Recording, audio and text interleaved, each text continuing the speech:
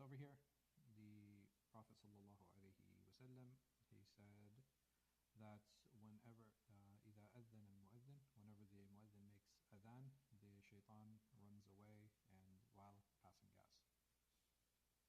قال حدثني أمية بن بسطام قال حدثني يزيد يعني ابن زري قال حدثنا روح عن سهيل قال أرسلني أبي إلى بني حارثة قال ومعي غلام لنا أو صاحب لنا فناداه مناد من حائط باسمه قال فأشرف الذي معي على الحائط فلم يرى شيئا فذكرت ذلك لأبي فقال لو شعرت أنك تلقى هذا لم أرسلك ولكن إذا سمعت صوتا فنادي بالصلاة فإني سمعت أبا هريرة يحدث عن رسول الله صلى الله عليه وسلم أنه قال إن الشيطان إذا نودي بالصلاة ولا وله حصاص. So over here you have a narration on Rawh where he says that my father sent me to Bani Haritha, which is one of the tribes, and he said there was a young boy that was with me, or I had a friend that was with me, and he said then he said somebody called him by his name, and he said that the young man who was with him, he looked behind the wall because somebody had called him, and he's like he didn't see anything. He said that when they got back home, he mentioned this to his father, and his father said to him, he's like, had I known or had I felt that you would find something like this or you would come across something like this, but he said, but if you hear a sound and you're called for salah, he said that I heard Abu Hurairah radiallahu anhu saying that the shaitan, whenever he is called for whenever the salah is called for, whenever it's made, he turns away and while passing gas.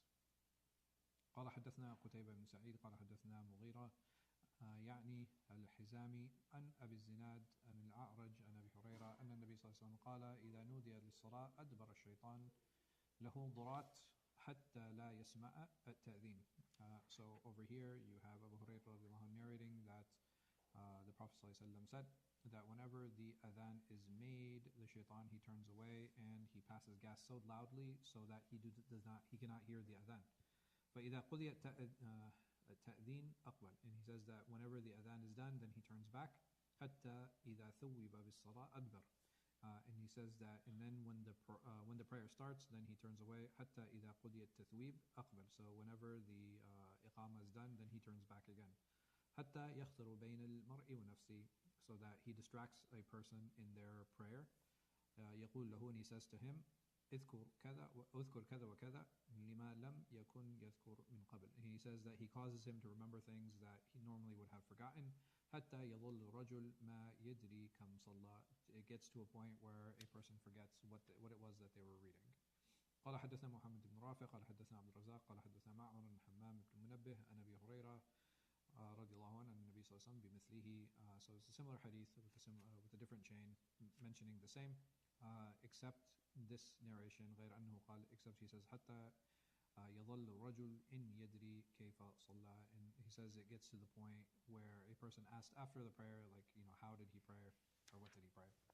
So there are a number of things going on here, and all of these hadiths talk about what the shaitan does when the adhan is made.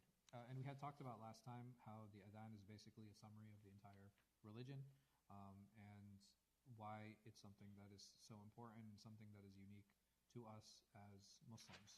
But the first thing that we're going to start with is the discussion around the hadith of Muawiyah. And both of these hadith, they're a little bit different than the hadith that are mentioned after it, and they're very unique in some of their wording and some of the things that are mentioned. And he says here that he narrates that the Messenger of Allah ﷺ said that the mu'adhin will have the longest neck on the day of judgment. And then immediately after this, Imam Muslim, he brings all of these ahadith about the shaitan passing gas and running away from the prayer. So what do these have to do with each other?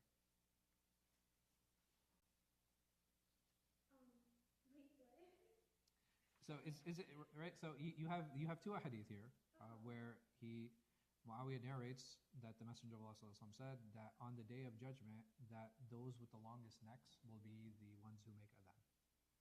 And then immediately after this, you have a number of hadith talking about the shaitan passing gas when he hears the adhan.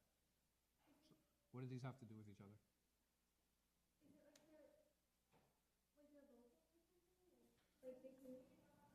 Do they mean like literally longest neck? No, I mean, so if we say on the day of judgment, people will have having problems? With the mic? No. No, okay. It's actually good, just a little low. Okay. Because on the day of judgment, different people will have different characters. So like some people will have a light in their face, right? Like you have a lot of the stuff that's going to happen in Yawm al-Qiyamah. Obviously, it's the afterlife, so it's not like the same as this one. I think there are a lot of unique things. People will have books in their hand, right, that they won't be able to remove, right? And then some people will try to hide their book. And these are things that in normal life, like we can get rid of them and we can't. Like, you know what I mean? Yeah. Like we're not going to be attached to any of these things. So if there's a statement that they will have the longest neck, what could that mean? Right? It could have different meanings. So part of that meaning is like, okay, to set them apart, Allah subhanahu wa ta'ala has honored them and given them this, and that they have a longer neck than everyone else, because when people look at them, they'll be like, oh, that person must have been like a muaddin. Just like on Yawm al-Qiyamah, there will be people who will be in ihram, right? Why will they be in ihram? Because they died while they were making Hajj or Umrah. There will be people who will have, they'll have cuts on their body, right? And they'll have wounds, and from those wounds, you'll have the smell of perfume, right? These aren't natural things, right? These aren't things that we normally experience in this world, right? So, no, I mean, Wallahu alam, you know what I mean? I know there, is it possible that there are different characteristics for different people? Yes, 100%. Do we have some descriptions of them? Yes. Are there, is it possible that there are other descriptions? I'm sorry? So I just mentioned some, right? Like, so, you know, this having a long neck, having a light in their face, the areas of which they prayed, they would be enlightened, right? So all of the places where our bodies touch, like those will have a bright glow to them. It's like a parallel universe that we're looking into the earth. So no, this is Yawm al-Qiyamah. This is when we stand in front of Allah subhanahu wa ta'ala before judgment.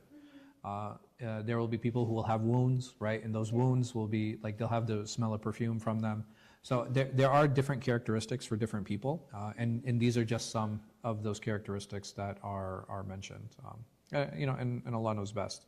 So over here, is this meant to be a metaphor, or is this meant to be a actual characteristic for those people?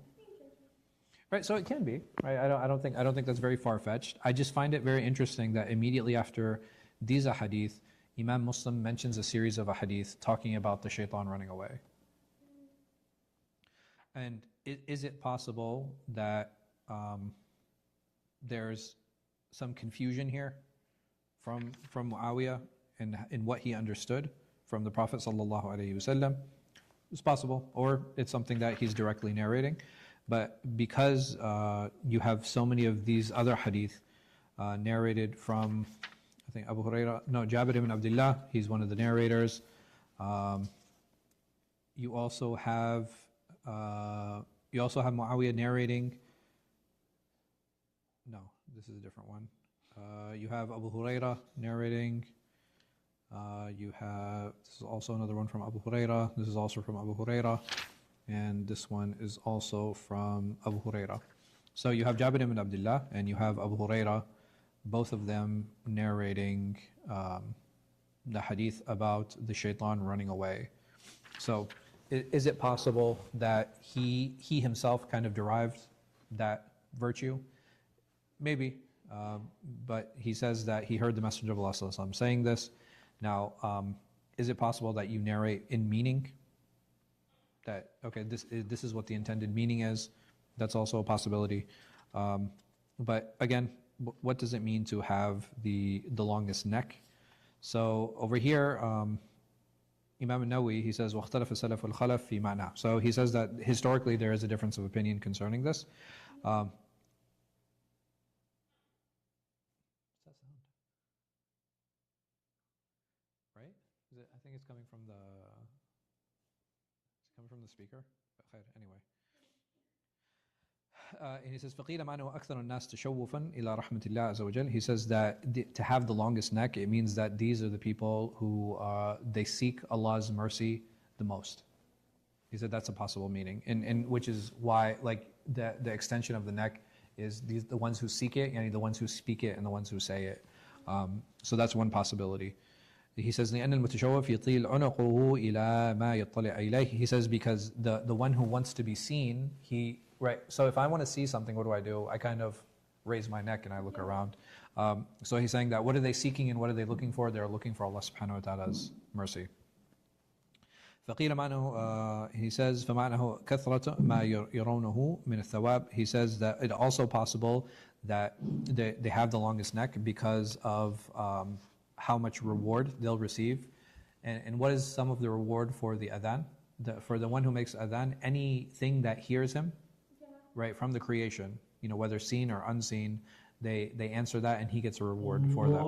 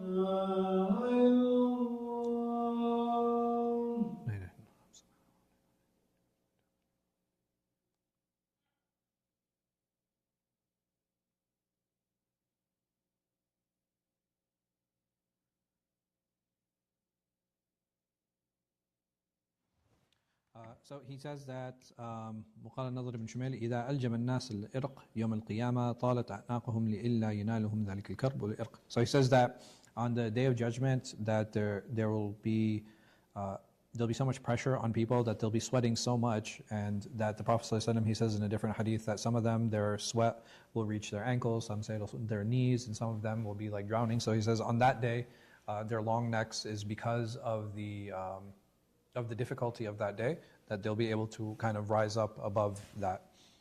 So he says that another possible meaning is that they'll be considered leaders on that day and heads on that day, meaning that they'll be looked at as leaders and people of honor and stature. And part of the reason for that is because the Arabs during the time of the Prophet ﷺ, when they wanted to describe somebody who was honored or who had a position, they said that he had a tall neck, right? So he said that's one possibility. He says, وَقِيلَ مَعْنَهُ أَكْثَرَ أَتْبَاعًا. He says that it also means that these are the people who have the most followers, because people would listen to them and come to the prayer. وقال ابن عرابي من هو أكثر الناس أعمالا. So one scholar, Ibn al-Arabi, he says that these are the people who have the most actions, and therefore that's why they have that long neck.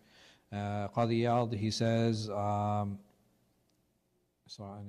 he says that these people will be the quickest to enter paradise, and then that's one of the meanings. وَهُوَ مِنْ سِيرِ الْعُنُقِ. So when they say that a person who has a long neck, it means that they are very quick and they're very fast to a paradise, and Allah knows best. I have a question. So these characteristics that you're given, do you remember anybody from Siddiqi on that day? Because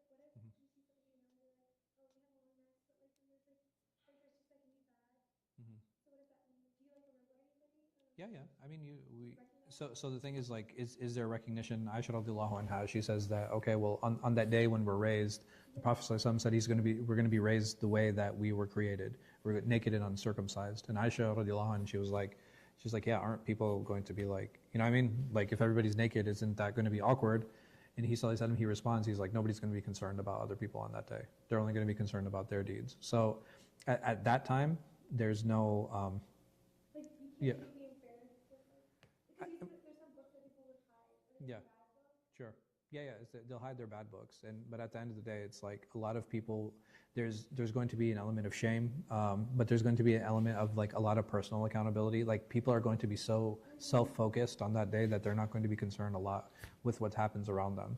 The only thing that they do concern themselves with is when they see that Allah Subhanahu wa Taala is angry. And is there recognition? Yeah, because people who do they start seeking? They start seeking out the prophets. Right. So I don't know if you're familiar with the hadith where they go from prophet to prophet, right? So they go to Adam alayhi salam, they go to to start the qiyamah, because basically everybody's standing and waiting to be judged, and they're like, yo, we don't know what's happening. So they go to Adam alayhi salam, and they're like, you're the father of all creation, of all mankind, go intercede on behalf of us to start the judgment. So that so Allah's anger will dissipate. And then he says, yeah, so he says, listen, I'm not going to do it. I took from the tree, and I still feel shy to ask Allah Subhanahu wa Taala because of that. It's Sallallahu. Yeah. Right. So he then they go through the line of prophets, right? They go to Ibrahim, and they go to Nuh, they go to Ibrahim, they go to Musa, and then they go to the Prophet Sallallahu Alaihi Wasallam. So there definitely is some level of recognition, because the people automatically recognize the prophets, right? So you're talking about like billions of people from the time mankind started until Yawm al-Qiyamah, and they're still able to differentiate from amongst them. So I definitely think that people will be able to recognize each other. Even the companions asked, they said, Ya Rasulullah, how are we going to recognize each other in paradise? Like if we're all young and we're all handsome and we're all good looking, like how are we going to differentiate between each other? So he responded to them saying, it's like, well, he's like, birds all look similar, don't they? And they're all beautiful. Don't they still recognize each other? And they're like, yeah. So there definitely is a level of recognition that's there, even though there are obviously there are a number of similarities in terms of how people are, they're going to be similar ages, and they're going to be, yeah. So what about like your soulmate? You recognize them, or are you worried about that? Or you're really just worried about yourself? You're just worried about yourself, and what happens in Jannah is like, that's in Jannah, right? You meet whoever you meet, whoever you want to meet. Well, what if you remember somebody that's not there? Like an imaginary friend? No, like someone that like did something bad.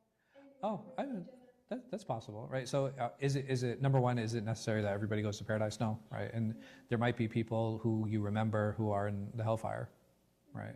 And then even those people, for the people of paradise, they'll actually be able to see into the hellfire and see those people who are being tortured. So there's that. So going back to the hadith of where the Prophet ﷺ, he said he talks about the shaitan running away. One of the reasons we said that he runs away is that because it is a summary of the tawheed. Saying that, shaitan, he recognizes Allah Subhanahu wa Taala as Allah, and he knows and he recognizes the Messenger ﷺ. Why does he run away? I'm sorry? Is he what? Is he embarrassed? Embarrassed of what? I don't think he cared, actually. No. So, remember we had talked about, I don't remember which class it was, but basically and essentially, what was the sin of, we had talked about in the Tazkiyah class, like, what was the sin of shaitan, right? So if he believes in Allah, clearly. So I'm saying we all commit sins. Right. Are there times where maybe a person doesn't pray and they should? Are there times where a person should seek forgiveness and they don't? Are there times where a person lies or steals? Right. So sins happen. Like what is unique about the shaitan?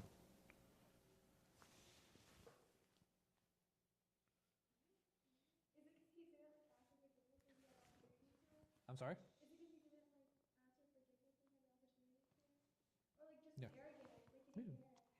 He didn't care. Like not only did he not like here. Can a person realize?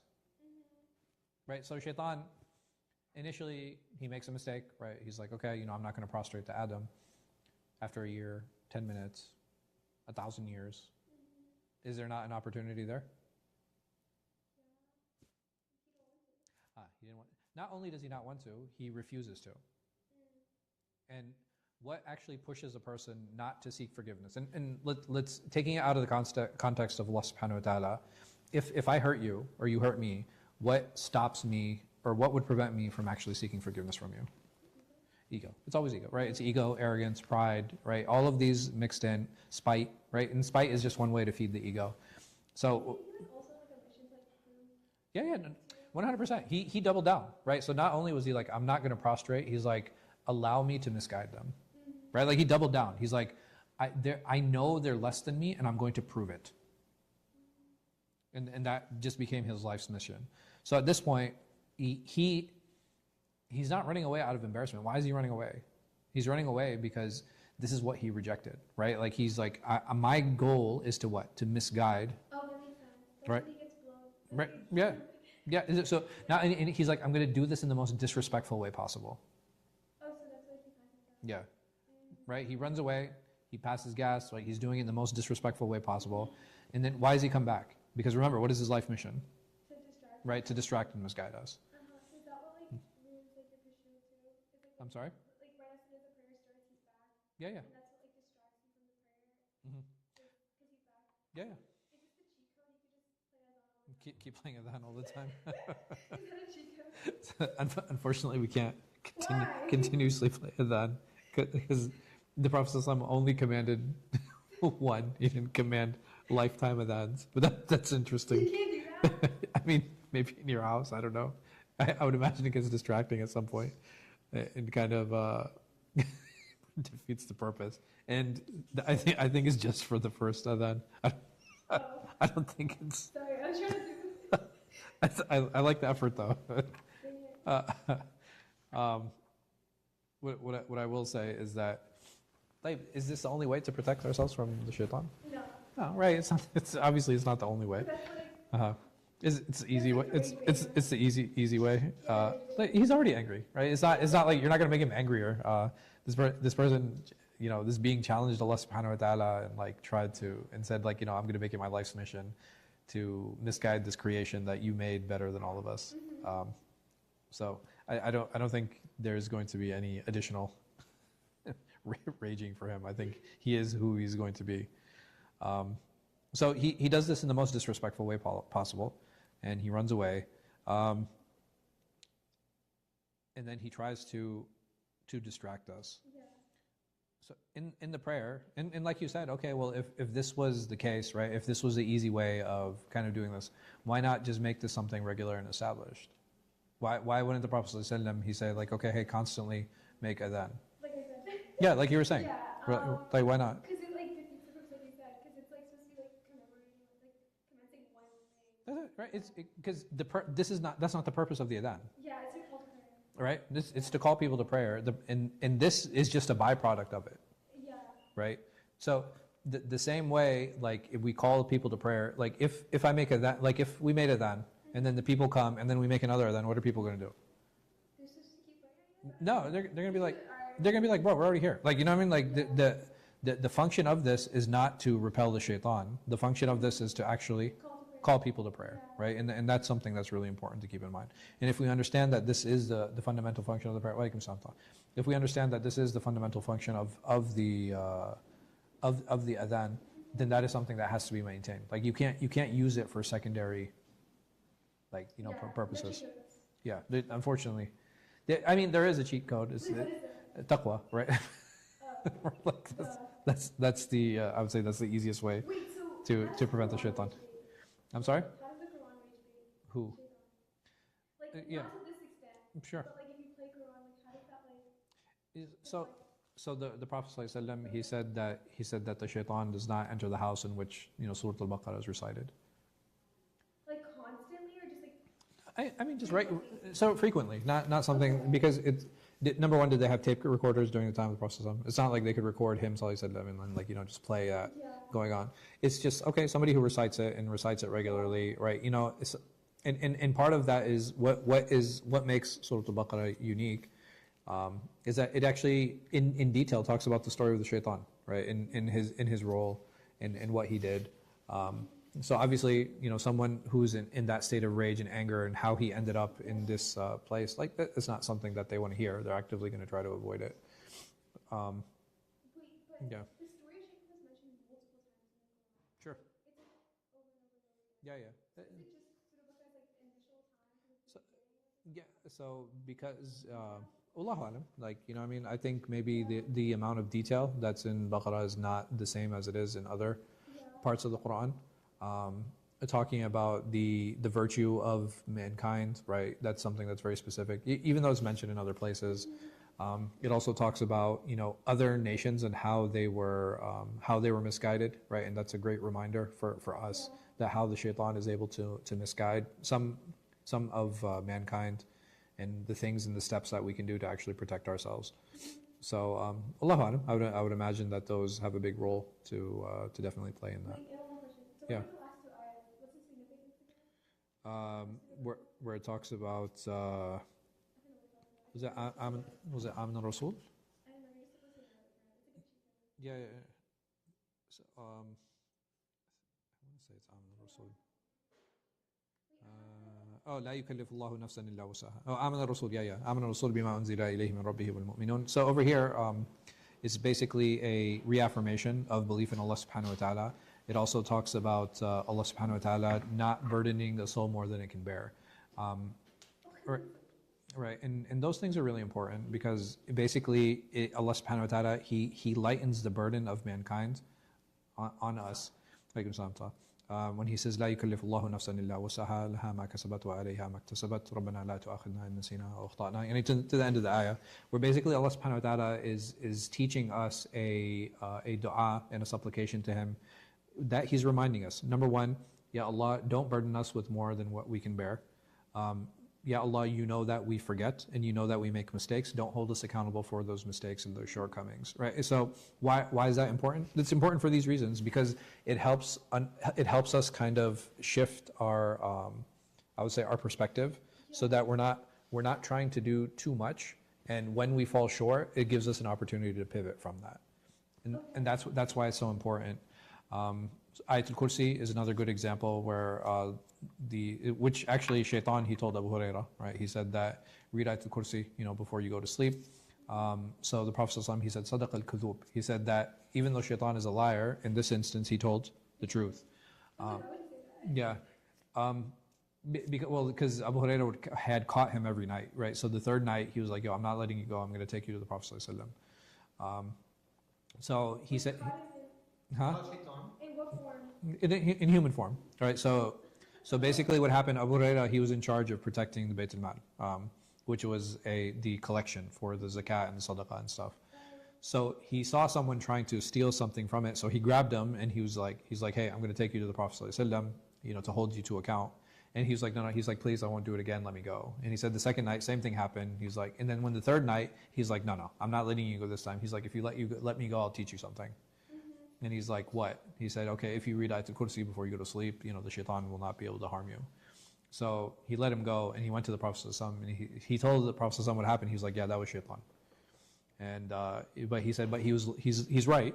What he's saying is actually correct, because Allah subhanahu wa ta'ala, He assigns an angel to you to protect you while you're sleeping. So, and why is that? What does Ayatul Kursi talk about? How Allah is like the greatest. Right, it talks about the magnificence of Allah subhanahu wa ta'ala, right? Like, and how amazing, how great He is. So again, all of these things make sense because Allah subhanahu wa ta'ala is the being who shaitan challenged. So again, like there's a lot of relationship here between the shaitan and his relationship to Allah subhanahu wa ta'ala, his relationship to mankind, how arrogance and ego have kind of stepped into every element of that, and how he operates from a place of spite. And you see, like, very clearly, you know, okay, well, these surahs, these verses, like, why is it that they have a special effect on him? Why is it that the adhan has that special effect on him? So, yeah, again, you know, it's important to kind of keep these things in mind. But at the end of the day, even though there's a special virtue in what Surah Al-Baqarah does, like, okay, what about if that's just Surah Al-Baqarah, what if I recite the entire Quran? Right? It adds that much more value. And I think sometimes we get caught up in shortcuts, be like, oh, okay, I'll just read Ayatul Kursi, or oh, I'll just read the last two, I'll just read Ma'widhatayn, or oh, I'll just read Surah Al-Baqarah, or I'll just keep playing it. All that stuff is fine, right? There's nothing wrong with doing any of those things. But at the end of the day, I think it's important for us to understand, like in the greater scheme of things, these are just meant to be steps into what? To do more, right? To paradise, yes, obviously, right? That's the end goal. But like, these are just steps to do more. And it's like, okay, hey, Allah subhanahu wa ta'ala, what has He done? He's basically given us bite-sized steps to be like, okay, hey, listen, these are easy entryways for you to start developing that habit. Because if I can read the longest surah regularly, right? It's so much easier to read that which is less than it.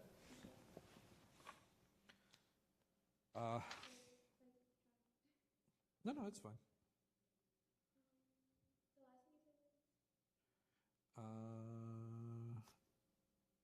No, it was just the shaitan we were talking about, yeah. And how he runs away passing gas. Imam Nawawi, he talks about some of the virtues of the adhan. He mentions that there are two virtues. One is for the adhan and one is for the mueddin. For the adhan is very clear, right? The shaitan, he runs away when the adhan is called. Also, there are other hadith too. He doesn't mention here, but basically for every living being, and we had mentioned this, every living being that hears the adhan, they become a witness for him on Yawm al-Qiyamah. Everybody who comes to the masjid because they hear the adhan, right? A person receives the reward for that as well. What else? And for the mueddin himself, right? So the adhan and the mueddin.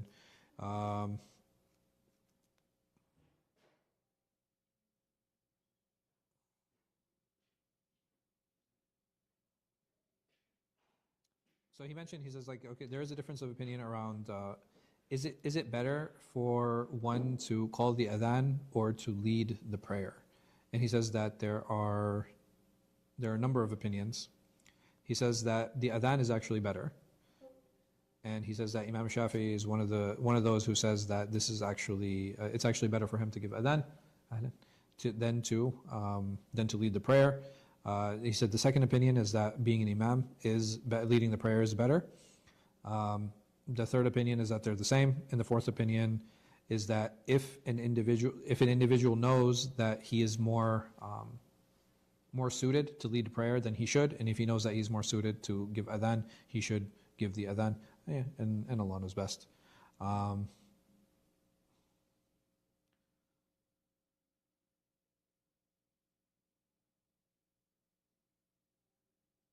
those difference of opinions like different madhabs? Difference of opinions? Like This is just in the Shafi'i madhab. Oh, just Shafi'i. Yeah.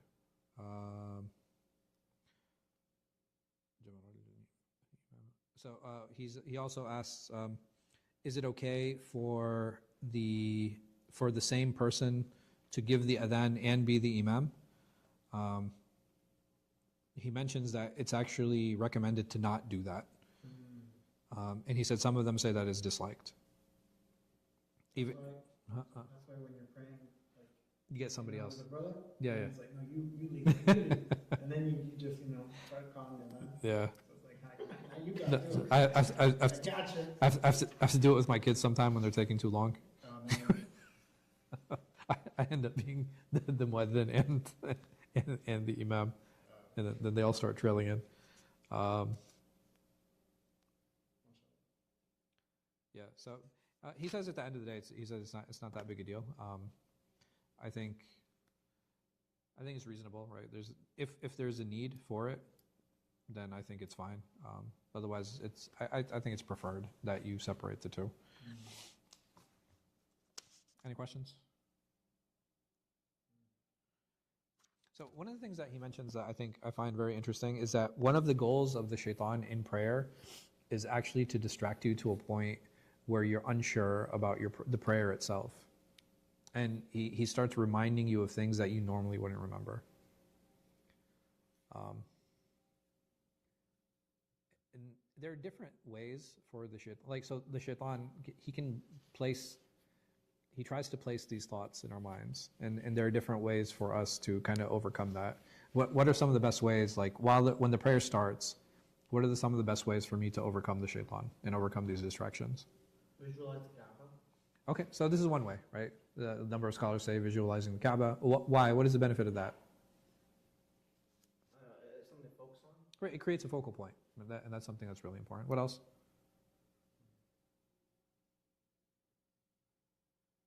That's all I do. I just think of the Kaaba the whole time. I'm sure there's more than that. Well, whenever like you do veer off topic and you catch yourself, like just go back to focusing on Salah. Okay, so Like being so basically understanding that it's okay to be distracted sometimes, Yeah. and be like, okay, hey, yes, I got distracted. Now let me pivot back into the prayer. Good. What else can I do? I think learning the different tasbihat is very important. A lot of times we just memorize what we have to say in the prayer without actually knowing what each different section means. Why is that important? Again, it creates that focal point, right? Like if I actually know what it is that I'm saying, I can be more cognizant of it. Memorizing the meanings of the surahs that at least that I recite during my prayer, right? So if I'm not hafiz, which is fine, at least what I recite during the prayer, that I understand what those surahs mean. I think that's something that's really important. Reminding ourselves like why we're praying. I think that's an easy one as well. Sometimes we pray because we just want to get through the prayer, and I think taking that moment to kind of be cognizant, like why we're praying, that definitely can help in those situations. But the shaitan, his attack on salah is very intentional. Why? Like why focus on the prayer? So there's a few places I would say that the shaitan really focuses on to distract us. One of them is tahara, like making wudu or ghusl, and the second one is the prayer. More so with the tahara, right? More so with the purification. But definitely, right? So because she said because they one leads to another. So if the shaitan can distract a person in their purification, what happens? Right. So if I'm overthinking, if I made wudu, the number, the water reach, blah, blah, blah, what happens eventually? Stop. You're delaying it. Well, delaying is part of it. Stopping what? You stop making wudu. Okay, and if I stop making wudu, then what else also stops?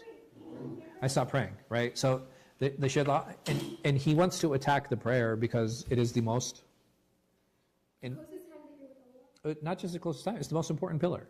Right? So after believing in Allah subhanahu wa ta'ala and His Messenger sallallahu alaihi wasallam, what is the most important pillar? Right? It's the salah. So it makes so much sense that he would attack that because the salah is something that we regularly engage in. Right? Versus the other pillars. Right? So if you're talking about zakat and fasting is only in Ramadan, mainly, right? The obligatory ones. If you talk about zakat is like once a year. Hajj is once in a lifetime, right? Like so even the frequency. So if he's able to attack this one, right, what happens with the rest of them? Right, it kind of crumbles, right? It becomes like a domino effect, which is why he does the best that he can to actually attack that. Can you close that door? Like I'm getting distracted by.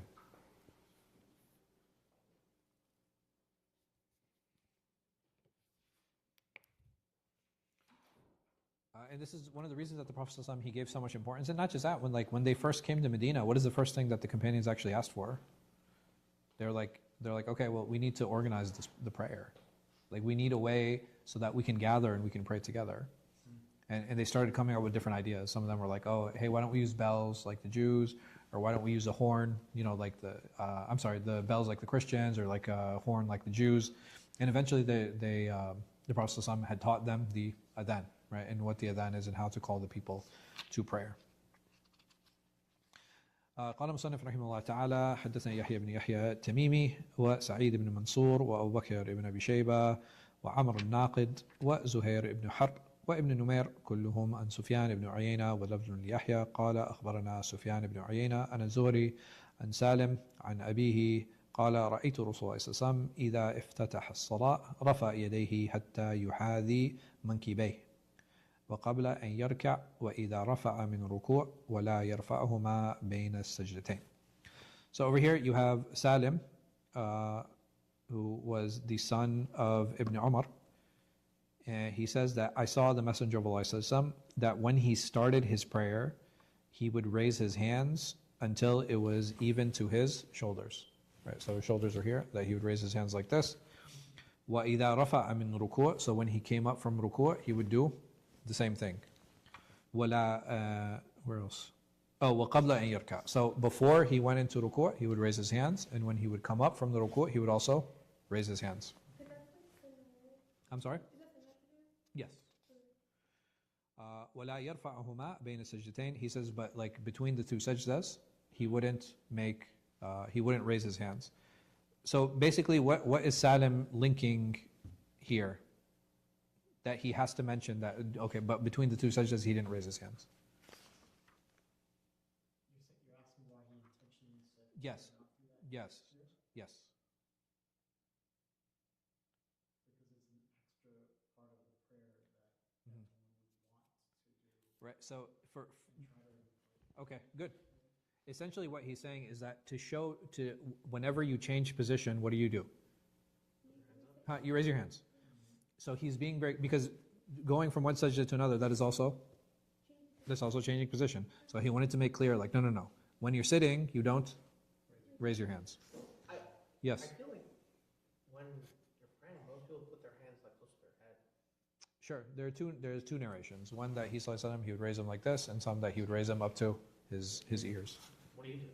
What do I do? Up to my ears. It's more like this is less comfortable. This is more comfortable for me. I'm sorry? No, what do you do? What do I do? I pray. I praise. قال حدثني محمد بن رافع قال حدثنا عبد الرزاق قال أخبرنا ابن جريج قال حدثني ابن شهاب عن سالم ابن عبد الله عن ابن عمر قال كان رسول الله صلى الله عليه وسلم إذا قام للصلاة رفع يديه حتى تكون حظو منكبيه. So over here, same. You have Salim ibn Abdullah ibn Umar. He narrates on his father Abdullah that whenever the Messenger of Allah would pray or stand for prayer, he would raise his hands until they were even with his shoulders. ثم كبر. So he would do this and then he would say Allahu Akbar. فإذا أراد أن يركع فعل مثل ذلك. And if he intended on going into ruku', he would do the same thing. وإذا رفع من ركوع فعل مثل ذلك. And then when he came up from ruku', he would do the same thing. ولا يفعل حين يرفع رأسه من السجود. But he would not raise his hands when he came up from sajda. So the two places that we know for sure that he didn't do it was between the two sajdas and when he stood up from sajda. Yeah. Yeah, it's actually really interesting because I feel like a lot of people don't bring their hands up So there's when they go down yeah. the middle. So there's a difference of opinion on when you're supposed to raise your hands. Imam Muslim, what he does here is that he's bringing the more popular hadith on how to pray. Yeah, and we're talking about madhabs, right? Mm-hmm. And we're talking about like Shafi'i. So right here, basically the one who explained this is Shafi. And So there's a lot of Shafi perspective that he shares. okay, I gotta ask my mom which one we are. Okay. I don't know. Which one did you inherit? Huh? I said which Yeah, I said which one did you that's what I'm saying. I inherit? You don't know your gang colors yet, bro? No, Come on. not yet. But I will find out. Right? Next time I see you. Just throw them up like. Yeah, I really do. Which one are you? No, I'm actually Hanbali. You're what? I'm Hanbali. My Hamadi? Hanbali. Hanbali? Yeah, Okay. my family predominantly Hanafi. I'll tell my mom. Okay, I'm sure she'll like that. Yeah, that's the way it goes.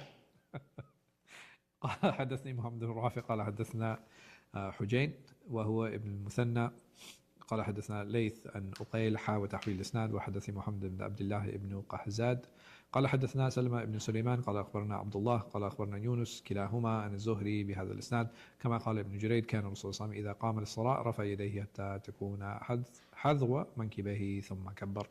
So over here, similar hadith, similar chain, and he basically talking about that whenever the Prophet ﷺ would stand for prayer, that he would raise his hands to until they're even with his shoulders, and then he would make takbir. قال حدثنا يحيى بن يحيى قال أخبرنا خالد بن عبد الله عن خالد عن أبي قلابة أنه رأى مالك بن حويرث إذا صلى كبر.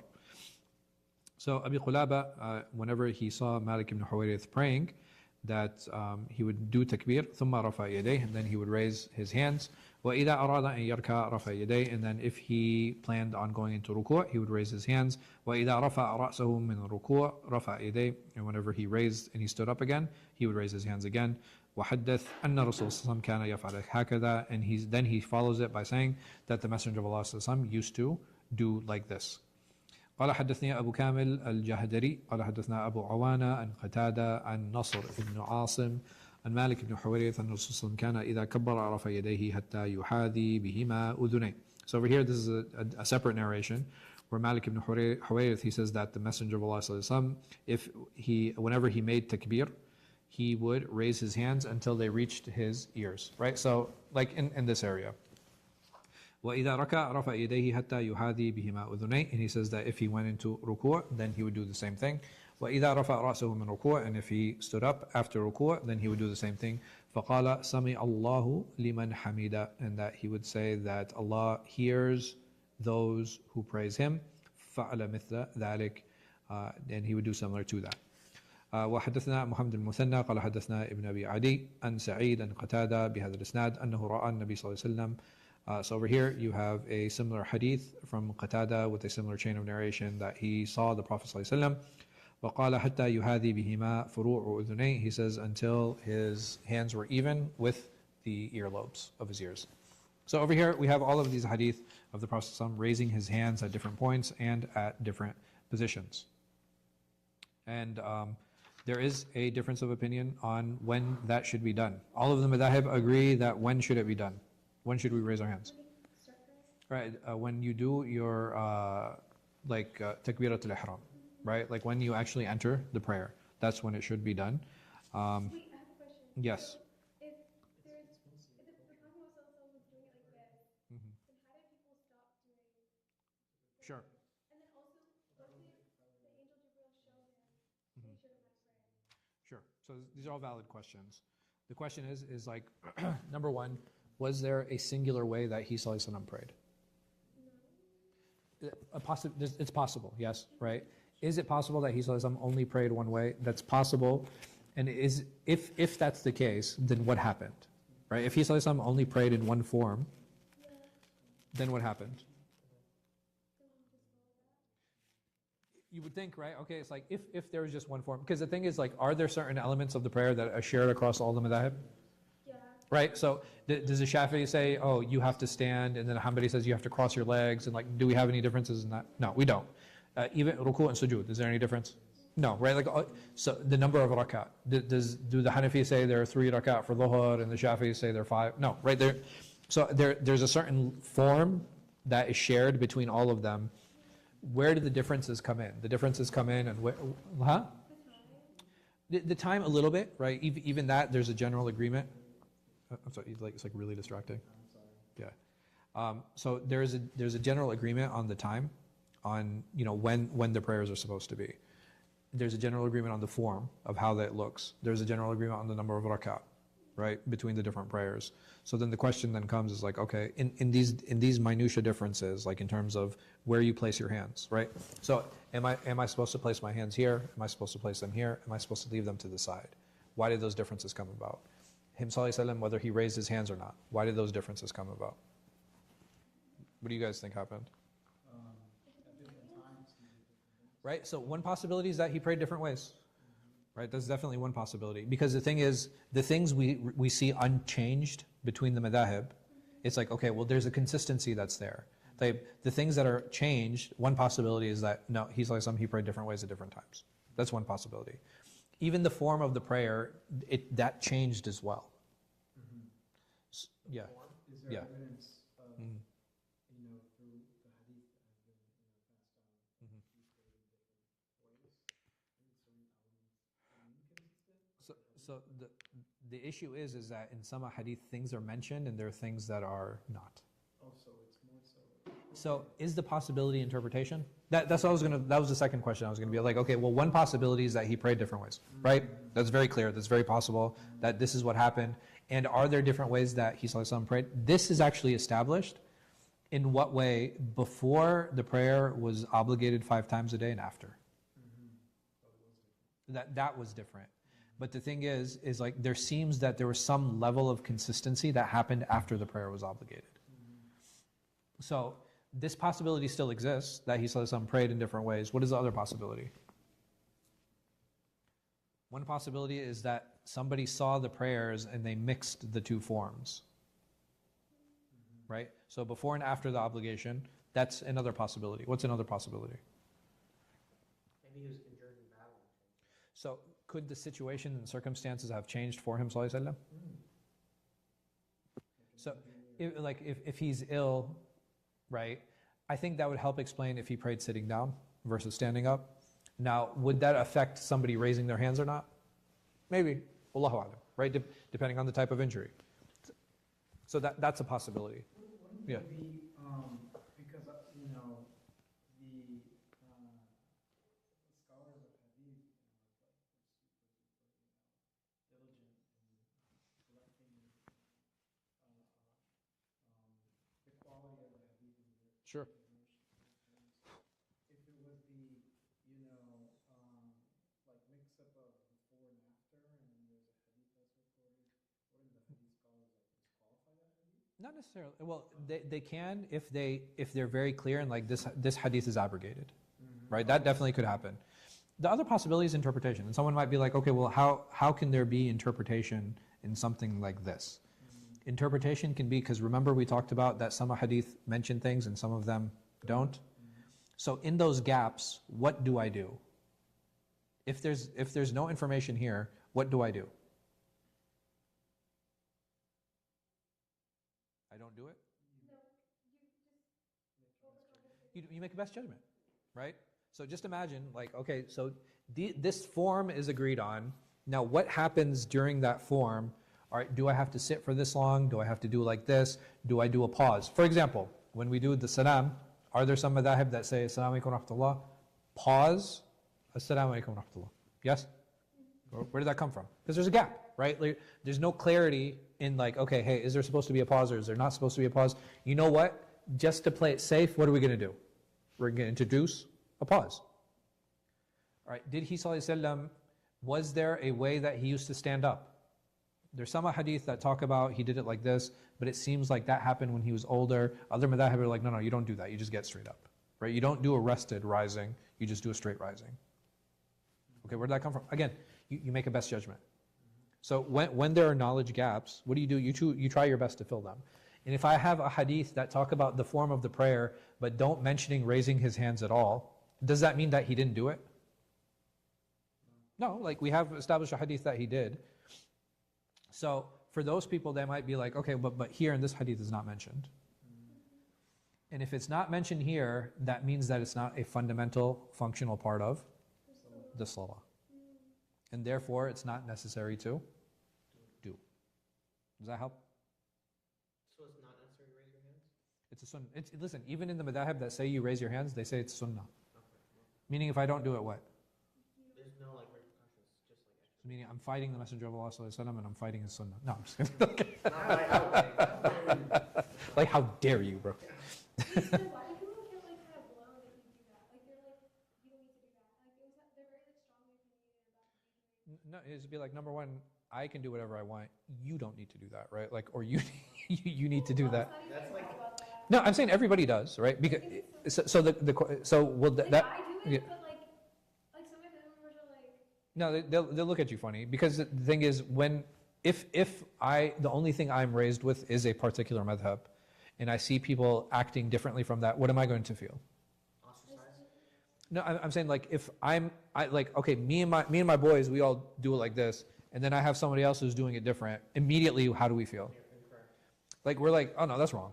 Like, I don't know anybody who does. It's like, okay, 5 people, bro. Like, like this circle does not dictate how Islam is supposed to be practiced. But the problem is what is in my vision, right? I only know this circle, and if I never go outside of that circle, how can I be exposed to differences of opinion? So that's where, and not just that, it's like if I see something different, if I think this is deen, and I see something happening over here, automatically I assume it's what? Right? I assume it's not deen. I was like, no, that's not Islam. And for many people, they feel personally attacked when that's the case. So that's why there's such an emotional response. Be like, no, that's not Islam. It's like, no, yes, it actually is. It's just not according to your understanding and how you see things.